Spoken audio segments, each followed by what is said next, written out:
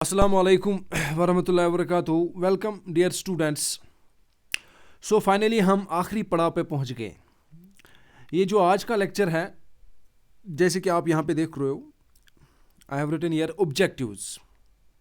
तो examination specific questions है, इससे गारंटी है इससे बाहर क्वेश्चन नहीं आएगा. ठीक है, खाली कुछ ऑब्जेक्ट 20 या 21 ऑब्जेक्टिव मैंने बनाए हैं. एक हर एक कंसेप्ट मैंने एक या दो ऑब्जेक्टिव बनाए हैं. तो सिमिलरली आप अगर आपके एग्ज़ाम में कोई ऑब्जेक्टिव आएगा तो आप ऑन द सेम ग्राउंड उसको कर सकते हो, आसानी से कर सकते हो. लेकिन जो आज तक मैंने पढ़ाया, जो आज तक मैंने जो कंसेप्ट दिया आपको, जो थ्योरेटिकल पार्ट मैंने आपको पढ़ाया, उसमें कुछ कंसेप्ट थे, उसमें हमने कुछ न्यूमेरिकल सॉल्व भी किए. आज आप वही रिकैप्चुलेट करने जा रहे हो, लेकिन थोड़ा सा डिफरेंट अप्रोच करेंगे हम. कहीं कहीं पे मैं कुछ शॉर्टकट्स बताऊंगा आपको, यू हैव टू रिमेंबर. और साथ साथ मैं ये बताना चाहूँगा आपको, मैंने यहाँ पे ऑब्जेक्टिव के जैसे कि होते हैं मल्टीपल चॉइस के 4 ऑप्शन होते हैं, मैंने किसी ऑप्शन पे टिक नहीं किया है. ठीक है, मैं यहाँ दिखाऊंगा. बाद में आप ये PDF की कॉपी खोलोगे, जब ये लेक्चर आप देखोगे उसके बाद आप खुद करोगे. ठीक है, फिर आपको पता चल जाएगा हमने कितना पढ़ा है, कितना हमारा रिकैप्चुलेट हुआ है और हमारी कितनी अंडरस्टैंडिंग हुई है. ठीक है, तो स्टार्ट करने से पहले माय डियर, एक कंसेप्ट है, ये तो मैंने आपको पहले ही बताया, लेकिन मैं आपको एक शॉर्टकट बताऊंगा. ठीक है, शॉर्टकट क्या है आप ये याद रख लेना. ठीक है, very important shortcut, very very important shortcut. देख लो क्या है. मान लो अगर आपके पास कुछ इस तरह से इक्वेशन आ गई, x is equal to a, x is equal to b. बात समझना, मेरी बहुत ही अहम पॉइंट है. तो जैसे कि मैंने पहले ही बताया आपको, जब भी आप देखोगे एक ही वेरिएबल, जिस तरह यहां पे खाली x है, यहां पे भी x है, तो this is a straight line. If we treat is a linear equation two variable, वो मैंने बताया हम y को 0y लिखते हैं प्लस 0y, y का कोएफिशिएंट 0 आएगा, तो ये लीनियर इक्वेशन टू वेरिएबल है, ये भी लीनियर इक्वेशन टू वेरिएबल है. लेकिन दिख रहा क्या है, एक ही वेरिएबल दिख रहा है ना. लेकिन you will treat it as a linear equation in two variables, क्योंकि ये कुछ स्पेशल लाइंस होती है. ये लाइन जो होती है, इट्स अ वर्टिकल लाइन. जैसे कि मैंने पहले बताया आपको, x is equal to constant is a vertical line, और दूसरा मैंने फिर से लिया x is equal to b is also a vertical line. तो दो वर्टिकल लाइंस है आपके पास. वर्टिकल लाइंस होगी जो y एक्सिस को परपेंडिकुलर होती है माय डियर. तो अगर आप ऐसे ड्रा करोगे एक वर्टिकल लाइन, दूसरी भी करनी है इस तरह वर्टिकल लाइन. दो वर्टिकल लाइन ड्रा कर लिया आपने, तो दो वर्टिकल लाइंस ड्रा करने के बाद आपको क्या लगता है भाई, क्या ये दो लाइंस मिलेगी कहीं? बिल्कुल नहीं मिलेगी. They are parallel lines. So parallel lines के क्या सॉल्यूशन होता है माय डियर? पैरेलल लाइंस का नो सॉल्यूशन होता है. तो अब एक पॉइंट आप याद रख लेना. चलो हो गया. अगर दो x आ गया आपके पास, x is equal to constant, x equal to constant, ये कहीं आ सकता है x equal to 0, y axis जिसको बोलते हैं, x इज इक्वल टू 4. तो दो एक्सिस आ गए, ये एक लाइन है वर्टिकल लाइन, ये भी एक वर्टिकल लाइन है, means the lines are parallel, hence there is no solution, the system is inconsistent. तो इस तरह एक और कंसेप्ट है, इस तरह है. अगर आपके पास y is equal to a आ गया, कुछ भी आ सकता है, y इज इक्वल टू 0 भी आ सकता है, y is equal to b, तो ये कौन सी लाइन्स है? These are also two special lines. इनको बोलते हैं माय डियर हॉरिजॉन्टल लाइन्स. ये एक मान लो एक हॉरिजॉन्टल लाइन है, ये दूसरी एक हॉरिजॉन्टल लाइन है. हॉरिजॉन्टल लाइन होगी जो एक्स एक्सिस को पैरेलल होगी. Horizontal lines are these lines. y is equal to constant is a line parallel to x axis, y is equal to constant is also a line parallel to x axis. ये different position पे होगी. ठीक है, b units a units, थोड़ा नीचे थोड़ा ऊपर. ठीक है, तो मान लो ये दो हॉरिजॉन्टल लाइन्स है, तो ये देख लो आप, क्या ये मिलेगी कहीं पे? नहीं, कहीं पे नहीं मिल रही ना. यहाँ से देख लो, कहीं पे नहीं मिल रही. So these are parallel lines. Parallel lines का कोई सोल्यूशन नहीं होता है, hence the system is inconsistent and there is no solution. ठीक है, लेकिन तो अब तक आपने क्या सीखा? अगर दोनों x आ गए, बोथ और एक्सिस, अगर दोनों x आ गए, बोथ यहाँ पे अगर बोथ एक्सिस में इक्वेशंस होगी या बोथ वाइज में इक्वेशंस होगी, तो दोनों सूरतों में लाइन इज पैरेलल होगी. इस सूरत में जब इस सूरत में लाइन पैरेलल होगी y एक्सिस को, इस सूरत में पैरेलल होगी x एक्सिस को. ठीक है, दोनों सूरत में नो सॉल्यूशन है. लेकिन अगर अब डिफरेंट आ गया इस तरह, तो तीसरा शॉर्टकट है ये, x is equal to a, y is equal to b. तो अब यहाँ पे चेंज हो रहा है। पहले मैंने क्या लिया था, दोनों को x लिया था, फिर दोनों को y लिया था, अब दोनों को फिर अब दोनों में से एक को x लेंगे, एक को y लेंगे, ठीक है। तो इसका मतलब ये हो गया x equal to a is a vertical line, ऐसे आएगी ये, y equal to b is a horizontal line, तो इसको आप ऐसे ड्रा करोगे तो ये कहीं पे मिलेगी, ये एक पॉइंट पे मिलेगी, ये इनका सॉल्यूशन होगा। तो जब ये होगा, एक x होगा एक y होगा, माय डियर स्टूडेंट्स, एक x होगा एक y होगा, तो उस टाइम हम क्या बोलते हैं, दीज आर इंटरसेक्टिंग लाइन्स। कौन सी लाइन्स होगी, इंटरसेक्टिंग लाइन्स। इंटरसेक्टिंग लाइन्स किनको बोलते हैं, जो मिलती है और जब ये मिलेगी तो भाई, तो इस सिस्टम को कंसिस्टेंट बोलते हैं, और एक पॉइंट पे मिलेगी तो यूनिक सॉल्यूशन है। तो यूनिक का जो कंसेप्ट है वही इस्तेमाल होगा। अब मसला है, देखो भाई, तो अब आपको ये याद रखना, अगर एक x आ गया एक y आ गया तो लाइन्स इंटरसेक्ट होंगी, रिमेंबर दिस थिंग। तो लाइन्स जब इंटरसेक्ट होंगी तो कौन सा सॉल्यूशन आएगा, यूनिक सॉल्यूशन आएगा, और सिस्टम को कंसिस्टेंट बोलते हैं, ठीक है। लेकिन सॉल्यूशन क्या होगा ये इस पॉइंट पे जो मिलती है ना, इस पॉइंट के कोऑर्डिनेट यही होंगे। x का क्या है a, तो यहाँ पे a आएगा x का, y का क्या है b, y का। तो अब आपको दो चीजें याद रखनी होगी, ठीक है। एक, ये जो आपके पास जो लाइंस, दो लाइंस होती है ना, इनमें से इस पॉइंट का x कोऑर्डिनेट x का वैल्यू आता है, और y का कोऑर्डिनेट जो होता है वो y का वैल्यू आता है। तो इनका सॉल्यूशन क्या हो गया, x is equal to a and y is equal to b, यही x equal to a and y is equal to b is their solution.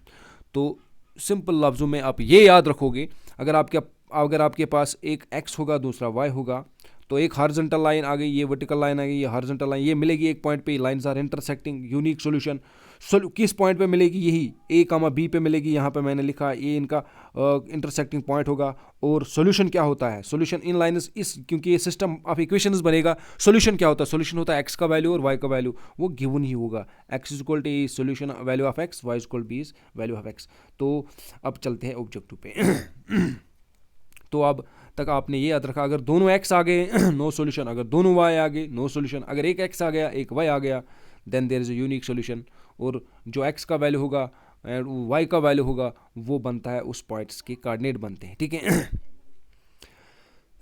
चलो माय डियर स्टूडेंट्स, अब हमारे पास कुछ इस तरह से क्वेश्चन है, a pair of linear equation, एक लीनियर इक्वेशन ये है दूसरी ये है, इसको कंस्टेंट कब बोलते हैं। देखो सारा कुछ मैंने बताया आपको। कंसिस्टेंट का मतलब हो गया दो सूरतों में कंसिस्टेंट सॉल्यूशन होता है, एक यूनिक में होता है, दूसरा होता है इनफाइनाइट, ठीक है। एक कब होता है यूनिक में, दूसरा इनफाइनाइट। यूनिक में क्या करते हैं हम, यूनिक में ये कंडीशन होती है a1/a2 is not equal to b1/b2, तो ये एक कंडीशन हो गई, क्योंकि सिस्टम कंसिस्टेंट है तो यूनिक सॉल्यूशन हो सकता है और इनफाइनाइट, तो ये वाला ऑप्शन होगा बिल्कुल, इस वाले को हम टिक करेंगे। लेकिन इनफाइनाइट को भी देखेंगे, इनफाइनाइट का मतलब हो गया जब तीन, ये a1/a2 is equal to b1/b2 is equal to c1/c2, तीनों बराबर आने चाहिए। जब तीनों बराबर होगी तब इनफाइनाइट सॉल्यूशन होता है, तो वो ये वाला ऑप्शन हो गया। तो यहाँ से मैंने शायद मुझे गलती हुई है, लेकिन एग्जामिनेशन में ऐसा कुछ नहीं होगा, यहाँ पे एक ही क्वेश्चन के दो ऑप्शंस आ रहा है, ये वाला भी और ये वाला भी, ठीक है।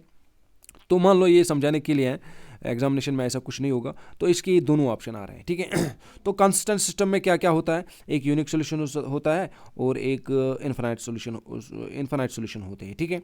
इनफाइनाइट सॉल्यूशन होंगे, सॉरी इनफाइनाइट सॉल्यूशन में तीनों बराबर आते हैं। चलो अब यूनिक सॉल्यूशन का मतलब हो गया लाइन्स इंटरसेक्टिंग होगी, और इनफाइनाइट सॉल्यूशन का मतलब हो गया लाइन्स कोइंसिडेंट होगी। ये सारा कुछ आपको याद रखना है। अब इसी के साथ हमारा फोर्थ वाला ऑब्जेक्टिव सॉल्व होगा, if a pair of lines is consistent. अभी मैंने बताया कंसिस्टेंट कब होते हैं, जब यूनिक सॉल्यूशन होगा या इनफाइनाइट सॉल्यूशन होगा।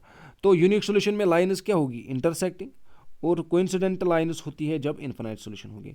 तो ये ऑप्शन होगा। अब यहाँ पे ग्राफिकली इसने बताया है, यहाँ पे हमारा एल्जेब्रिकली इक्वेशन, ये दोनों ऑप्शन आ गए। यहाँ पे ये दोनों ऑप्शन एक ही में है, इंटरसेक्टिंग और कोइंसिडेंट लाइन्स, क्योंकि इस पे इंटरसेक्टिंग होंगी यूनिक में, कोइंसिडेंट इनफाइनाइट पे होंगी, ठीक है, क्योंकि सिस्टम कंसिस्टेंट था, यहाँ पे भी कंसिस्टेंट था, ठीक है। आगे आएंगे। The graphically the pair of linear equations, ये दो इक्वेशंस आपके पास है, इनको बोलना है कि ग्राफिकली ये कौन सी लाइन्स होंगी। तो हम करेंगे वही कोएफिशिएंट्स की रिलेशन, यूनिक सोल्यूशन है, इनफाइनाइट सोल्यूशन है। तो देख लो, पहले हम इसको थोड़ा सा एडजस्ट करेंगे। ये 7x है माई डियर स्टूडेंट, ये y है, और इस 5 को इस साइड लाएंगे, ये 0 बनेगा। नीचे भी करेंगे 21x, तो -3y, तो 10 को इस साइड लाएंगे तो -10 बनेगा।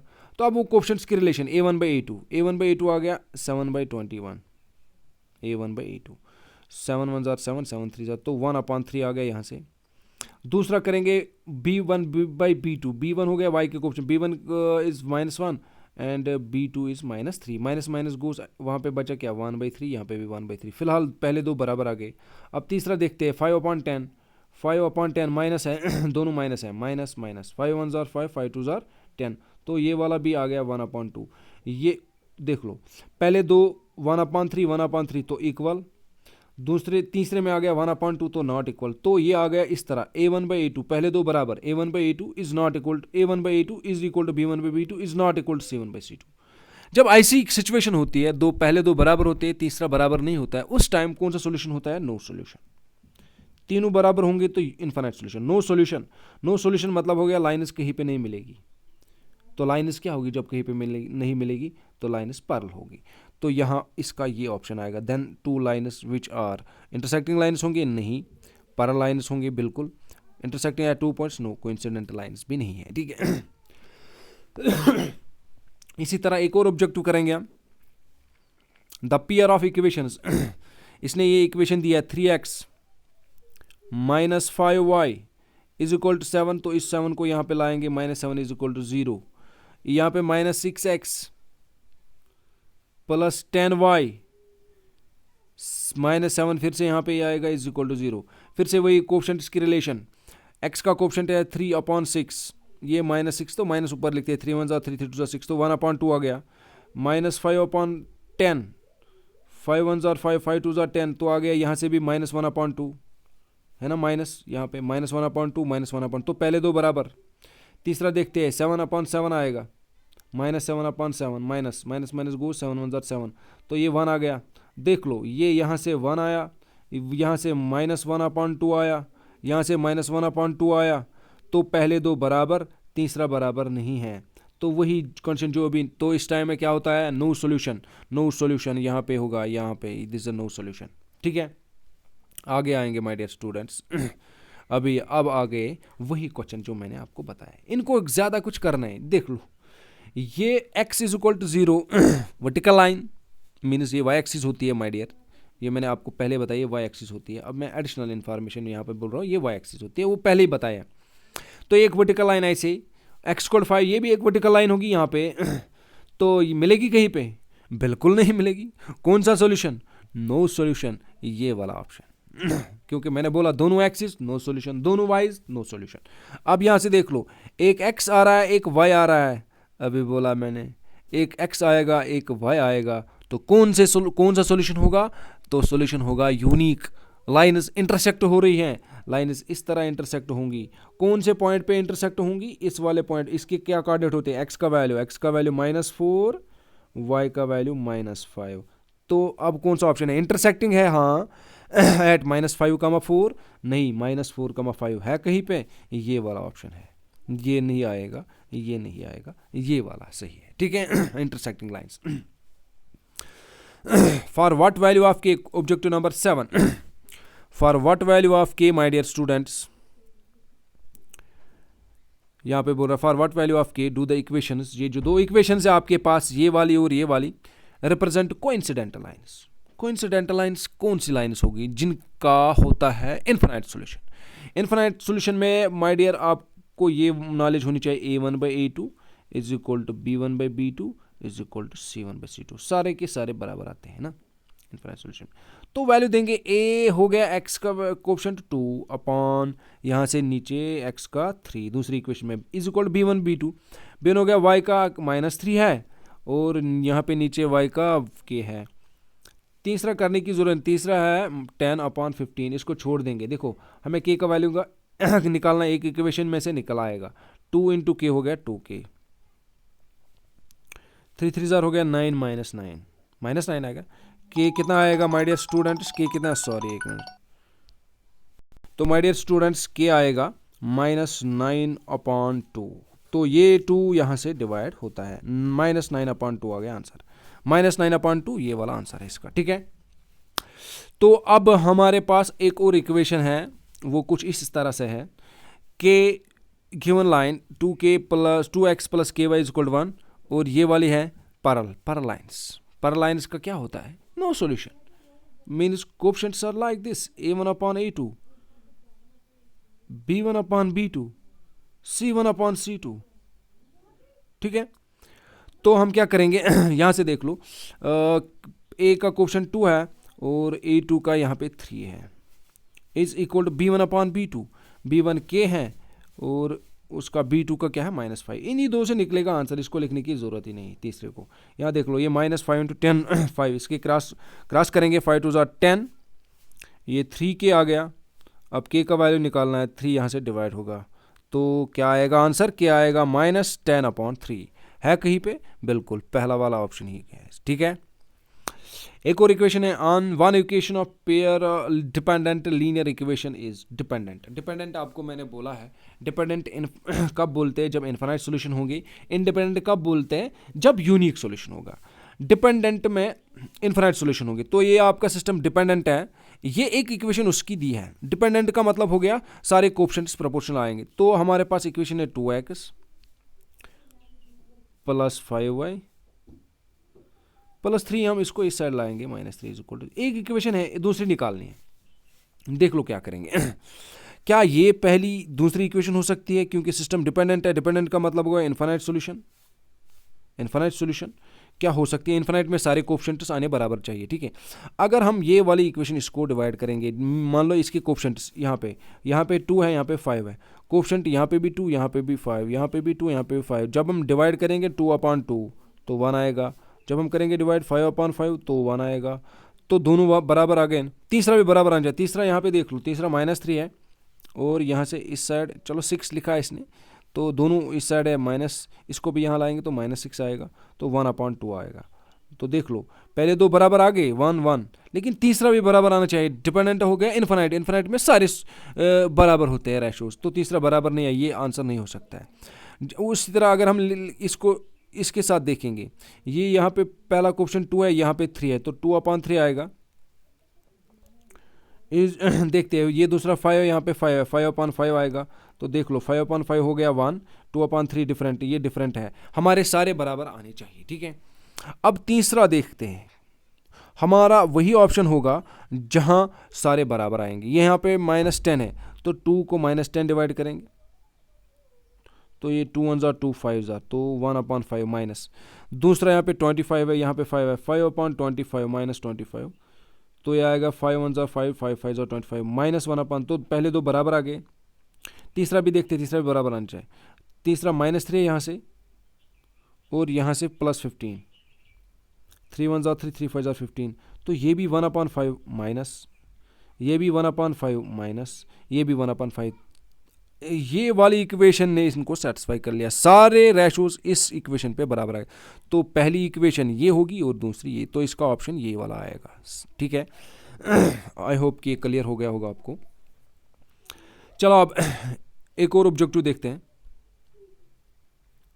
देखो नेक्स्ट ऑब्जेक्टिव क्या है आपका, वही x = a, मैंने बोला ये दो लाइन्स है, एक वर्टिकल एक हॉरिजॉन्टल, पहली वर्टिकल दूसरी हॉरिजॉन्टल, तो ये आपको पता है, अभी मैंने बोला ये एक पॉइंट पे मिलती है, इंटरसेक्टिंग लाइन्स होती है, यूनिक सॉल्यूशन होगा।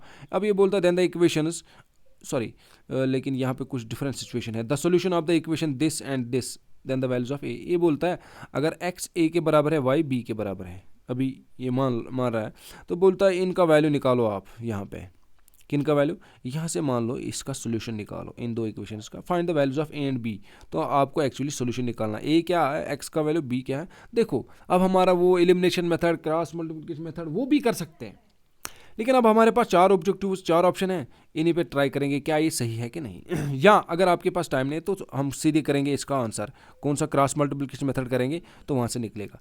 लेकिन यहाँ एक चीज़ मैं और दिखाऊंगा, कभी कभी यहाँ ऑप्शन से ही आसान होता है। देखो हम पहले ये देखते क्या ये ऑप्शन हो सकता है। देखो ये दोनों इक्वेशन को सेटिस्फाई करना चाहिए, इसको भी इसको भी। अगर इसको ये सेटिस्फाई करता है तो ये x प्लस वाई हो गया, यहाँ से x का वैल्यू दे दो 6 प्लस वाई का हो गया -1, 6 प्लस -1 हो गया 5।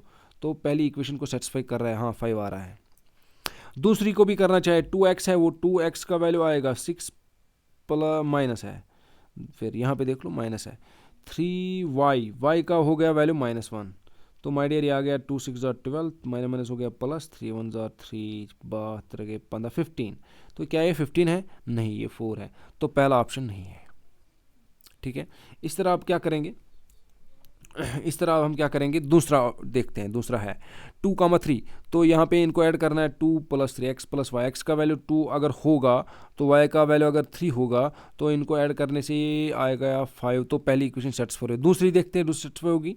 2 × x हो गया 2 -3 × y हो गया 3 2 2 4 3 3 9 4 में से 9 गए तो -5। क्या -5 है यहाँ पे? ना, यहाँ पे 4 है, तो ये भी आंसर नहीं होगा। ठीक है, अब 6C पार्ट देखते हैं। सी वाला है, अब पहले फिर इनको करेंगे x + y 1 + 4। तो ये वाला भी सेटिस्फाई हो रहा है। दोनों इक्वेशन को सेटिस्फाई करना चाहिए, इसलिए मैं इसमें भी डालता हूँ, इसमें भी डाल रहा हूँ। अब यहाँ पे 2 पहले को सेटिस्फाई किया इसने।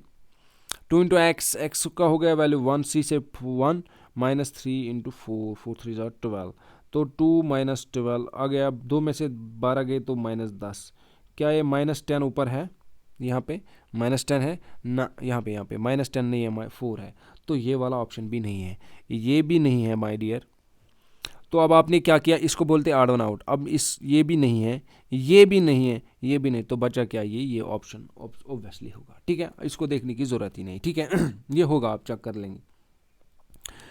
The graph of x = -2। एक और इक्वेशन x = -2। अब मैंने बोला आपको ये भाई ये कौन सी लाइन होती है? Vertical line. ये आप माइनस का अगर ये मान लो ये आपकी y एक्सिस है, ये x एक्सिस है, x = -2 होगी वर्टिकल लाइन। ये -2 इस साइड आएंगे क्योंकि यहाँ पे x के माइनस होते हैं। यहाँ पे 1 मान लो, ये अगर -1 है, ये यहाँ पे -2, तो यहाँ पे ये पैरेलल होगी y एक्सिस को वर्टिकल लाइन। x = -2 इसी को बोलते हैं वर्टिकल लाइन। से इनको बोला मैंने, जब x दिया होगा तो ये पैरेलल होगी y एक्सिस को। y एक्सिस को ऐसे डालेंगे vertical line, this is parallel line to y axis. ठीक है, द ग्राफ y = 4x। ये मैंने बताया आपको, यहाँ पे y भी है, यहाँ पे x भी है।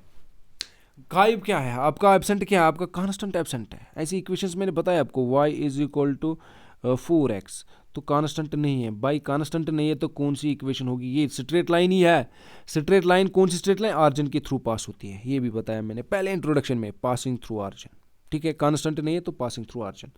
ये वाली देख लो आप y = 5। y = 5 कौन सी लाइन है ये भाई? y है, खाली y दिया है तो ये x एक्सिस को पैरेलल होगी, तो ये हॉरिजॉन्टल लाइन होगी, हॉरिजॉन्टल लाइन। ठीक है, एट 5 डिस्टेंस ऊपर, अगर ये एक्सिस है तो 5 डिस्टेंस पे यहाँ पे x एक्सिस को पैरेलल होगी। ठीक है तो ये पैरेलल टू x एक्सिस है। The equation 2 variables taken together. जब दोनों इक्वेशंस लीनियर इक्वेशन को एक साथ लेंगे तो उनको बोलते हैं साइमल्टेनियस। बार बार मैं बोलता हूँ, नॉन जो क्वाड्रेटिक नहीं बोलेंगे, लीनियर होती है लेकिन सिस्टम को बोलते हैं साइमल्टेनियस सिस्टम ऑफ इक्वेशंस। ठीक है, 15 क्या है देखते हैं। 15 क्या है? 15 in equation x + 2y = 10, the value of y is 6, then the value of x। वो बहुत ही आसान क्वेश्चन है। अब इसने y का वैल्यू दिया है ऑलरेडी, यहाँ से y का वैल्यू दे दो, x का आएगा। तो हमारे पास इक्वेशन क्या है? x + 2y का वैल्यू 6 = 10। तो ये 6 2 8। अब ये तो x, तो ये तो सिंपल सी बात है, x + 8 = 10। किसको ऐड करेंगे? 8 के साथ 10 बनेगा, तो 2 को करेंगे ना ऐड, या यहाँ से 10 में से 8 निकाले तो यहाँ पे 2 आना चाहिए, क्योंकि 2 + 8 = 10। तो ये आंसर आ गया इसका ऑप्शन, ये कर सकते हैं आप। The graph of equation this is, ये तो आपको पता है, एक ये लीनियर इक्वेशन 2 वेरिएबल है, ये कौन सी लाइन होती है? Straight line. वर्टिकल लाइन नहीं, वर्टिकल लाइन नहीं होगी, क्योंकि वर्टिकल लाइन में खाली एक ही वेरिएबल होगा x। हॉरिजॉन्टल लाइन में खाली एक वेरिएबल होगा y। नॉन नहीं आ सकता है, ये स्ट्रेट लाइन है, सिंपली इट्स स्ट्रेट लाइन। ठीक है हालांकि ये भी स्ट्रेट लाइन है, अब इसको स्पेशल नाम देते हैं, ये भी स्ट्रेट लाइन, इसे in general is a straight line, कोई भी इसमें सारा कुछ आएगा, ठीक है। The value of k for which the equation this the value of k for which equation this and this is equal to 0, ये मैंने यहाँ पे मैं कुछ भूल गया हूँ, देख लो यहाँ पे मैं क्या भूल गया, मैं बताऊँगा आपको, यहाँ पे ये नोट कर लेना, has non zero solution, has non zero solution, बात समझना मेरी, नॉन ज़ीरो सोल्यूशन, एक ऐसा सोल्यूशन होगा जो 0 के बराबर नहीं होगा। देखो ये बहुत ही अच्छा क्वेश्चन है, हमारे पास एक इक्वेशन ये है, इसमें कांस्टेंट नहीं है, तो ये कहाँ से पास होगी, ऑरिजिन के थ्रू। ये भी एक इक्वेशन है, ये कहाँ से पास होगी, ऑरिजिन के थ्रू। तो अगर एक इक्वेशन ऑरिजिन के थ्रू होगी, दूसरी भी इक्वेशन होगी ऑरिजिन के थ्रू, ये कहाँ पे मिलेगी, ऑरिजिन पे, तो सोल्यूशन क्या आएगा इनका, 0,0। लेकिन ये बोलता है नॉन ज़ीरो, नहीं भाई इनका 0 सोल्यूशन नहीं होना चाहिए, तो ये लाइनस कैसी होगी, तो भाई ये लाइनस ऐसी आएगी, एक ऐसी, दूसरी भी इसी के थ्रू आएगी, तो मान लो ये कोइंसिडेंटल लाइनस होंगी, क्योंकि लाइनस देखो भाई मैंने बोला जब कांस्टेंट एब्सेंट होते हैं, सी एब्सेंट होगा, तो उस टाइम लाइन्स इंटरसेक्ट होंगी, ये और यहाँ ये इस तरह बोलेंगे, दोनों लाइन्स ऑरिजिन के पास थ्रू होंगी, ठीक है। जब आप करोगे ना, दो लाइन्स को ड्रा करोगे ऑरिजिन के थ्रू पास, एक लाइन ऐसे होगी, ये ऑरिजिन मान लो यहाँ से, एक को इस तरह मानेंगे, एक कंडीशन है। अगर दूसरा ये है, एक लाइन ड्रा कर लिया आपने, दूसरी इसी के ऊपर आएगी और यहाँ ऑरिजिन भी है, तो दो रास्ते हैं, एक तो ये इंटरसेक्टिंग होगी जिसमें यूनिक सोल्यूशन होगा, जिसमें सोल्यूशन ए इस पॉइंट पे मिलेगी, ये 0,0 पे मिलेगी, ये 0,0 पे भी जब ये मिलेगी तो सोल्यूशन क्या आ गया, एक्स का वैल्यू 0, वाई का वैल्यू 0, इसको बोलते हैं 0 सोल्यूशन आएगा। लेकिन यहाँ पे बोल रहा है नहीं, 0 की थ्रू हो जाएगी, लेकिन इस टाइम ये इनफाइनाइट सोल्यूशन होंगे, इस टाइम 0 भी सोल्यूशन होगा, लेकिन इसके बरक्स भी और सोल्यूशन होंगे, ठीक है। तो देख लो माय डियर स्टूडेंट्स, कब होते हैं ये वाला, अब हमारा पास नहीं है क्योंकि नॉन ज़ीरो सोल्यूशन, तो ये वाला नहीं चलेगा, तो ये वाला चलेगा, इन्फानाइट वाला। इन्फानाइट कब होते हैं, a1/a2 is equal to b1/b2 is equal, तीनों बराबर आए, तो यहाँ से लेंगे x3 बाई, यहाँ से x का वैल्यू की इज इक्वल टू 5/10 तो आंसर क्या आएगा, क्रॉस कर लो 3 10 30, 5 के 5 बाई यहाँ से डिवाइड होगा, इसको 5 डिवाइड करने के बाद यह 5 6 30, तो आंसर क्या आएगा 6, ये आंसर है, ठीक है। चलो एक और ऑब्जेक्टिव है हमारा, the pair of equation x equal to a, मैंने बोला आपको x equal to a, x equal to b, कौन सी लाइन है, एक एक्स है एक वाई है, तो ये बाई इंटरसेक्टिंग लाइन्स होगी, और इंटरसेक्ट कहाँ पे मिलेगी, ए एंड बी पे, ये वाला ऑप्शन है, and intersecting at a and b, ठीक है। द सम ऑफ द, अब दो और ऑब्जेक्टिव्स हैं हमारे, तो वर्ड प्रॉब्लम्स पे ऑब्जेक्टिव है, ठीक है। देखो वर्ड प्रॉब्लम में कैसे ऑब्जेक्टिव सॉल्व करेंगे, तो हमें वो फार्मूलेट करने की ज़रूरत नहीं है, ठीक है। अगर हमारा ऑब्जेक्टिव इस तरह आएगा कि हम सिंपल लफ्ज़ों में इसको करेंगे, हिट एंड ट्रायल मेथड, जैसे कि यहाँ पे हमारी वर्ड प्रॉब्लम है, इतना बड़ा प्रॉब्लम है, इतना बड़ा, ठीक है, इसको पढ़ना है, फिर फार्मुलेट करना है, फिर लीनियर इक्वेशन बनानी है, फिर सॉल्व करना है, क्रॉस मल्टी, तो लेंथी प्रोसेस है। तो भाई मैं कह रहा हूँ अगर आपका ऑब्जेक्टिव इस तरह सॉल्व हो गया जिस तरह मैं दिखा रहा हूँ, देखो the sum of 2 digits of 2 digit number, 2 digit number कौन से हो गए, पहले ये सीखते हैं। 2 डिजिट नंबर हो गए वो 10 से स्टार्ट होंगे ना, इसमें 2 डिजिट है ना, तो 10 से 99 तक 2 डिजिट आ गए।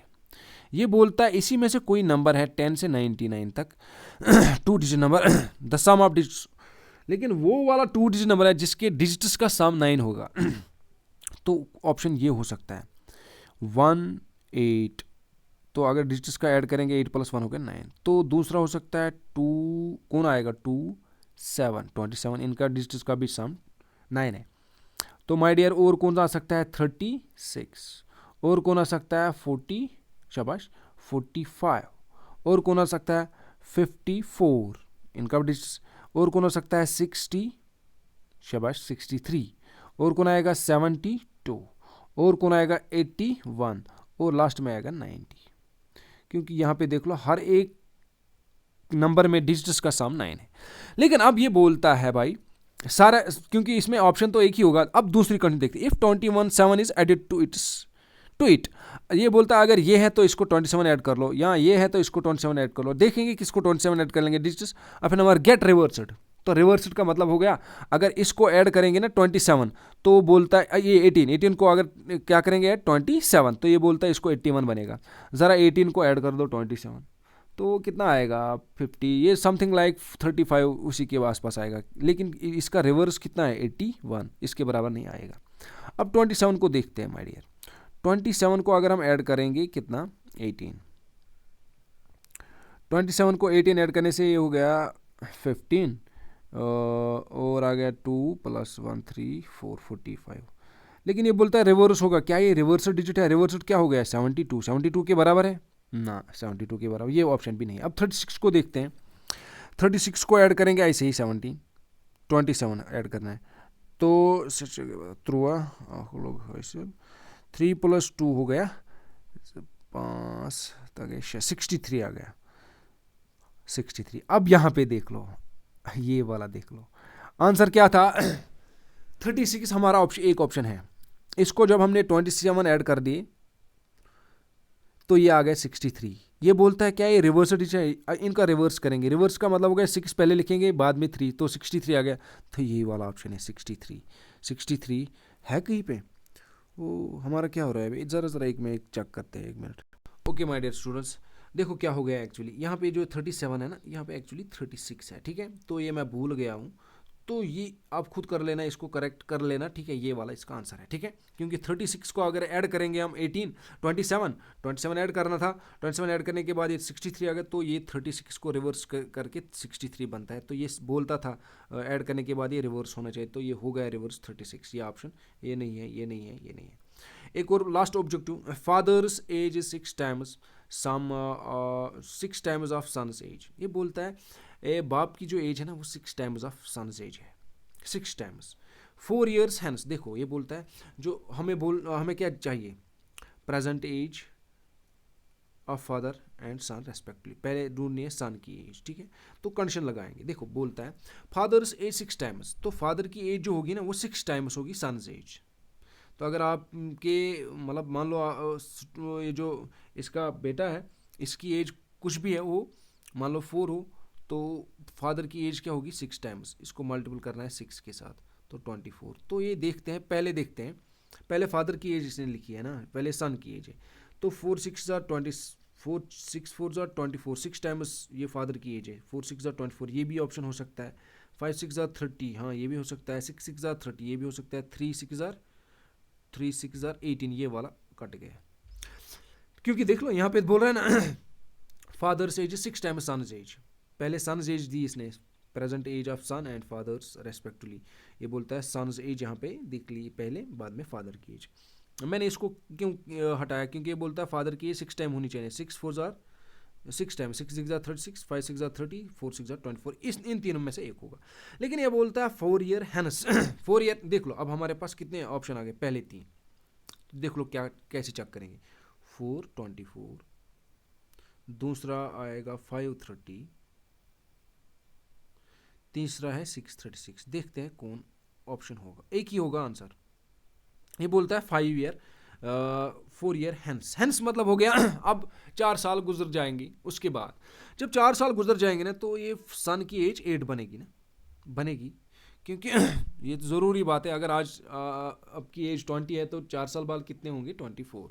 तो सिमिलरली ये फादर की एज की भी इंक्रीज हो जाएगी बाई 4, तो ये 28 बनेगी। ये सन की एज 9 हो जाएगी, यहाँ पे होगी 34। फादर की एज को भी ऐड करेंगे 4, 6 + 4 हो गया 10, और यहाँ पे 36 प्लस हो गया 40। अब देखते हैं कौन सा वाला ऑप्शन है। ये बोलता है 4 year hence the age of father, जो फादर की एज है यहाँ से ये वाली या ये वाली या ये वाली will be 4 times of son's age. बोलता है सन्स एज को 4 से मल्टीपल करो, जरा यहाँ से 4 को मल्टीपल, 8 4 34, यहाँ पे नहीं है। 9 4 36, ये 34 है, यहाँ पे नहीं है। 10 4 40, ये वाला है। 10 4 आ गई ना, फादर की एज 4 टाइम्स आ गई, तो ये वाला ऑप्शन है। कौन आ गया, 10 40। तो फिर से गड़बड़, सॉरी हाँ यहाँ से आ गया।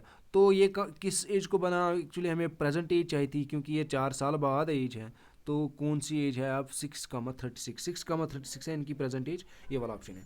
चलो हैंस, थैंक यू। साथ कंक्लूड करते हैं। आई होप कि आपने सारा लेसन जो यूनिट था अच्छे से समझा होगा। कहीं पे प्रॉब्लम हो तो कोई बात नहीं है, बता देना।